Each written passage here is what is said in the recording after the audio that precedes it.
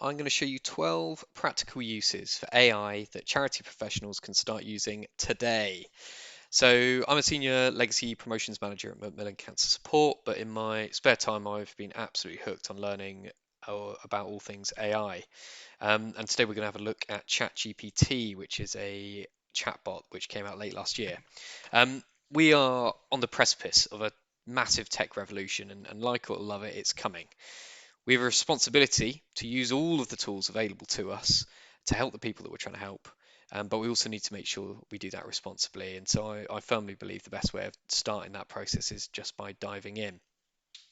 So what I found with ChatGPT is my preferred way of using it is treat it like not just a random chatbot, but treat it like it's a specific person that is trying to solve the task that you're trying to solve. So I'm going to run you through 12 examples. I've got some text here. So the first thing we're going to look at, I'm just going to paste this in just for speed. So I'm going to tell it, I'm going to give it a bit of context. I've made up some description about this imaginary charity action for penguins. And I'm going to ask it to write me a letter thanking a supporter to include a gift in their will. So this is number 1 of 12, treating it like it is a fundraiser writing some copy, so like a copywriter. Dear supporter's name, on behalf of the entire team at Action for Penguins, I want to express our deepest gratitude for your recent decision to include a gift to our organisation in your will. Your generosity and commitment to the well-being of penguins is truly heartwarming. And it will go on to write a whole letter. Now, it's not going to be perfect. Maybe it's 60%, 80% of what you could write if you sat down and spent a lot of time writing a letter. Does it get you part of the way in seconds? Absolutely. If you don't like it, you can regenerate the response. You can also give it feedback. Tell it to write something, tweak it a little bit better.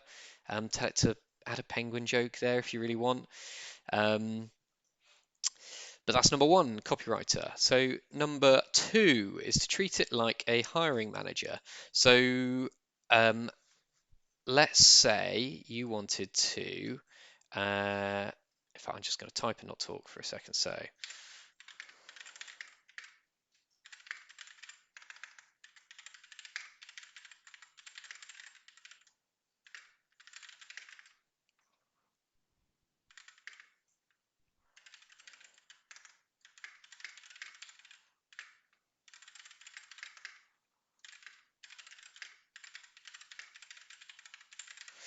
cool. I'm going to tell it I'm hiring a new business development manager. This is something I've spent ages doing in the past, writing job adverts for roles and things like that. It takes a long time, and you put a lot of time sort of thinking about it. So much like before, you can tell it what you want it to write, and it will write something for you. But this time, you can see it will format it kind of sensibly based on uh, on what job adverts look like. And you can take this, tweak it, change it. There'll be stuff in here that you don't like. You might not want it to have, the person's had 3 years experience, but it's a starting point, one that you can get to again in seconds and speed up your whole process. This could take, I don't know, an hour to write something. Maybe with this, shave that down to 10 minutes. Great. So now you've got the role profile rather, or the job ad, I should say. That's number 2. Number 3, a speechwriter. So LinkedIn videos promoting job ads at the moment are really fantastic at getting people interested in your role. So let's say you want, again, I'm going to be quiet whilst I type this.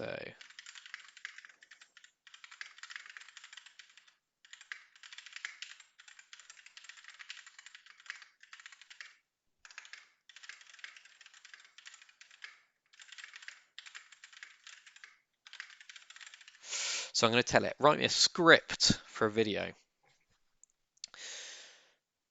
Hi everyone, I'm your Legacy Fundraising Manager at Action for Penguins. I'm here today to talk to you about an exciting opportunity to join our team as a Business Development Manager in Legacy Product Development.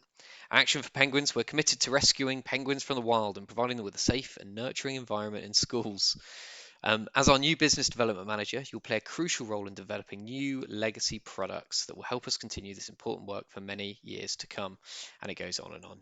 And so you can see there how quickly, not only can you write stuff individually, but you can take the context of one thing and move it into another thing. So that's number 3, a speechwriter. Number 4,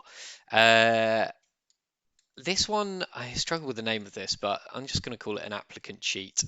Uh, Again, perhaps a controversial term, but what I'm going to tell it is I'm going to paste in a bit of my, like a sort of ultra summarized version of my CV, time at the RNLI, time at Macmillan, and I'm going to tell it to write me a covering letter for the above role using the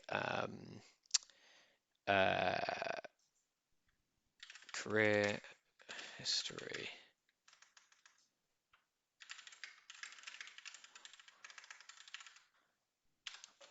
Let's see what this comes out with. A lot of this I've not tested, by the way, so I'll just come up with this list and see what happens. So there you go.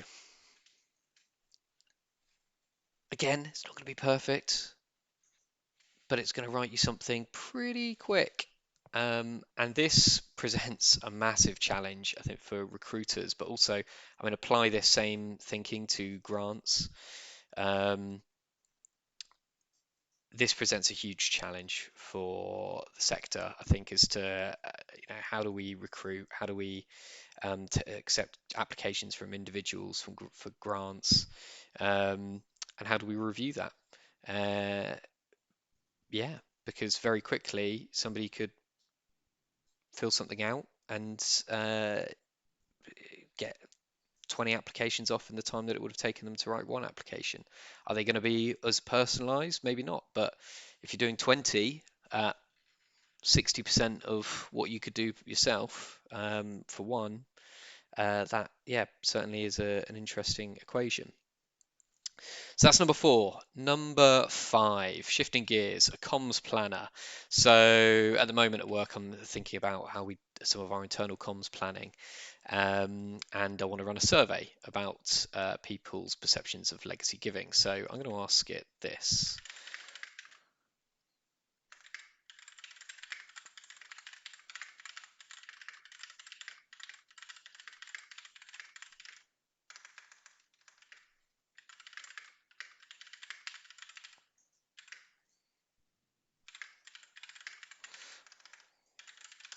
So write me an internal comms plan to promote a survey on gifts and wills over a 2-week period in bullet points. Sometimes it's helpful to specify the format that you want it in. Again, be prescriptive with people, with the AI rather. So here we go. It's giving you week 1, week 2.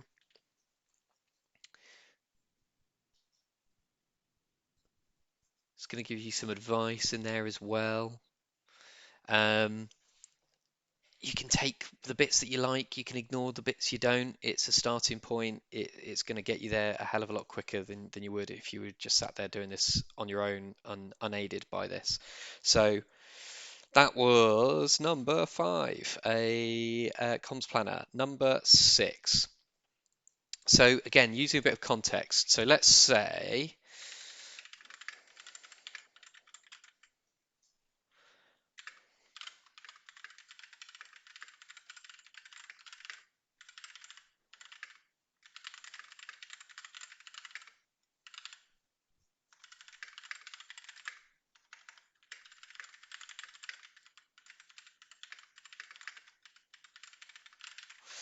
so now we're going to treat it like a strategic consultant. Now, the interesting thing about these AIs is that they're essentially just taking the average of information that's out there. So um, there's still a huge role to play for consultancies and research firms to push boundaries and explore and research in new directions. And I think, if anything, that's just going to put a new focus on that sort of thing. But here you can see how very quickly, if you're unfamiliar with a direction that you need to go in, you've got a problem that you need to solve. Um, Treating ChatGPT like a consultant in this sense can quickly get you to some perfectly actionable ideas. If you then want to drill down on some of this, so let's say, um, how can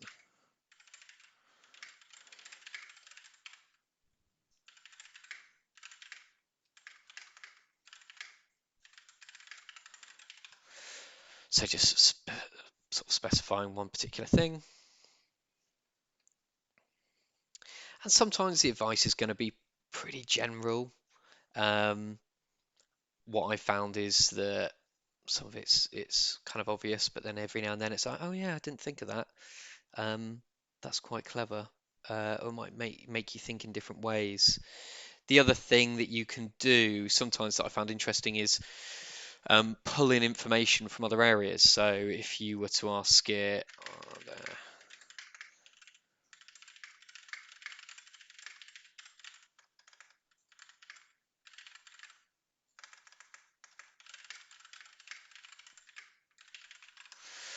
um, so sometimes you can, yeah, broaden things out. Social influence theory, I have no idea what that is.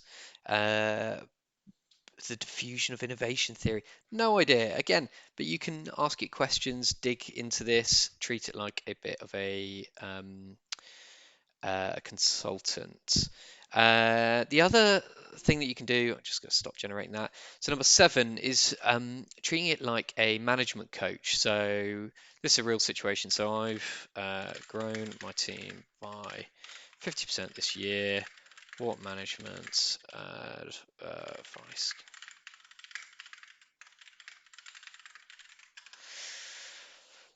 So at Mellon, we've just grown our team by 50% over the last year. So let's see what ChatGPT thinks are the sort of things that I should be thinking about and aware of. Roles and responsibilities, yeah. Focus on communication, absolutely. Creating strong culture, 100%. Training and development. So you can start thinking about, in this kind of coaching consultancy type thing, um, treat it. Uh, there's lots of different ways that you can kind of phrase that and address its problem solving. And so another way, number 8, is to treat it like a forum. This here is a real question. To this question. So this here is a real question that I asked into the fundraising chat Facebook group, which is an excellent group. So it's going to actually, and this is sort of doubly showing how, again, you can apply different contexts to this. So not only is it giving me the feedback here, or it's not only is it answering my question, but it's answering it as if it's somebody answering that question that I could then use. So think about how you might use this as sort of a chat bot. So it's going to give you some advice there. Number 9, ideas generation. So let's say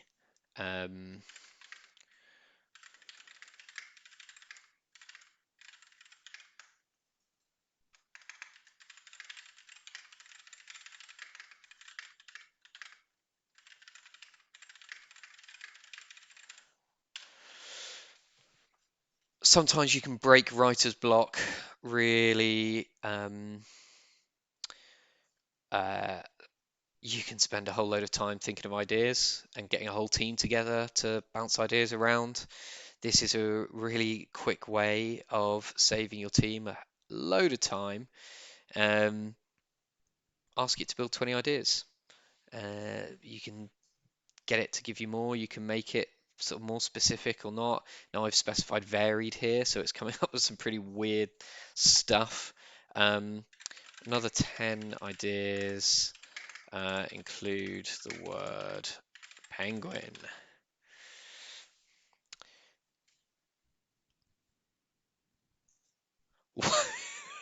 Waddling towards a better tomorrow. Oh, brilliant. Hatching a legacy, a penguin themed fundraising workshop. Um, some of these are great, and the thing, legacy on ice. Oh my God. Some of these are great. But look, penguin pathways. Some of them, I've picked a pretty random thing here. Um, you can see how quickly, if you need to break a sort of a block in your mind and just get a load of ideas out there and start bouncing stuff around, this is a great shortcut to that. Um, so that's number 9. Number 10, an assistant to summarize information for you. So one of the interesting challenges with ChatGPT is that there's going to be an explosion of content out there because it is now so easy to write 100 different blog posts about anything and everything. And so you're going to see an explosion of content. So how do you then filter that down and pull out the interesting stuff out of long form text? So um, the here, if I jump across, this was an article the CIOF have put out about career development, and I was really pleased to be interviewed by them about my fundraising career, which was great. And so there's this article here, and what I'm going to do, it's worth checking out the sort of subtle plug for that brilliant set of stories from other people. But if I pull out mine here, and if I say summarize,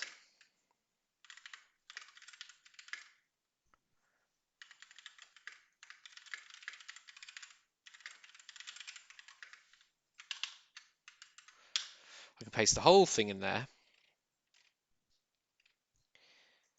and it's going to tell you the summary points. Now, actually, I'm going to stop that, and I'm going to say I'm going to ask for something a bit different. Pull out the top career.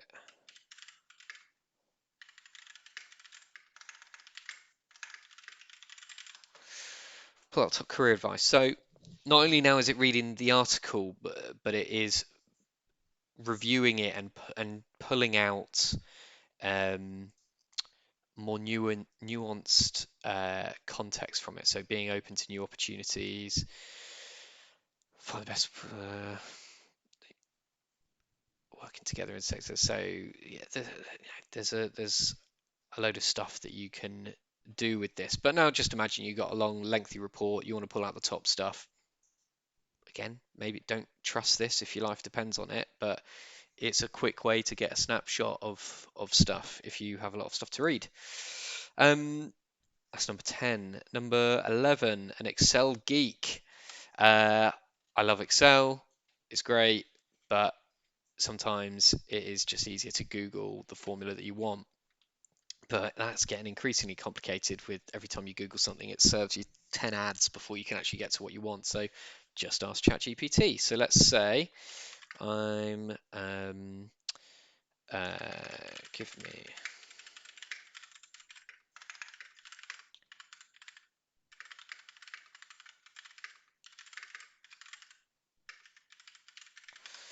let's see what it says. So assuming the postcode is at the end of the long address and is separated by a space, you can use the following formula. There you go. And it's going to give you a formula. Now, again, it won't always be right. It can do more complicated stuff than this. This looks to me like it's fine, but equally, maybe it looks like a slightly overly complicated way of doing it.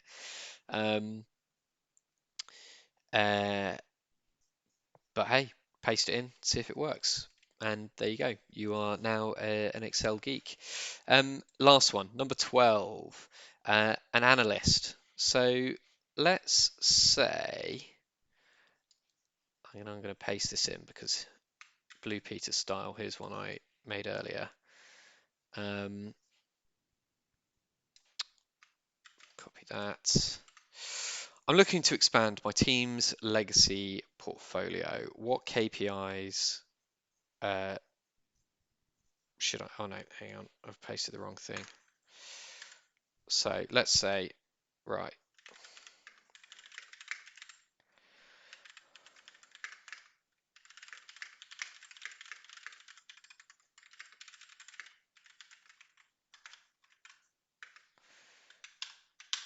there we go.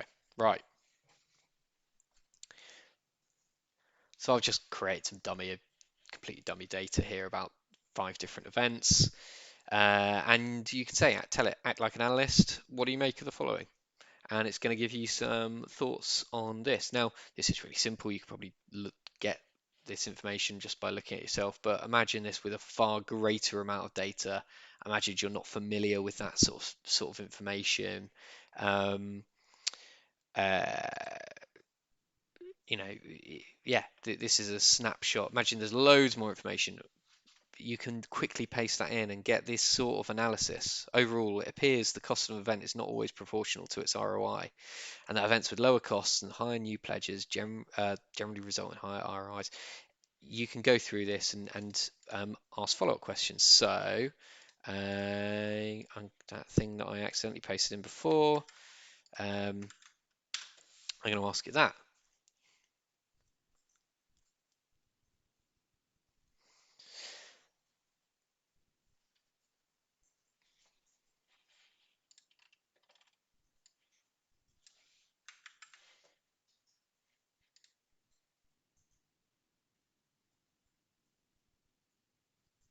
So you can see how extrapolate out how you could use this and have a play with it basically. I'm going to finish. I'm going to stop that. I'm going to finish with this.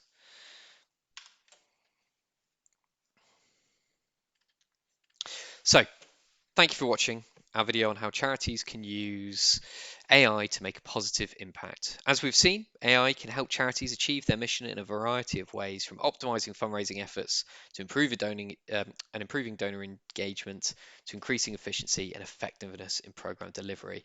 By leveraging AI technologies, charities can unlock valuable insights from their data and gain a deeper understanding of their supporters and beneficiaries.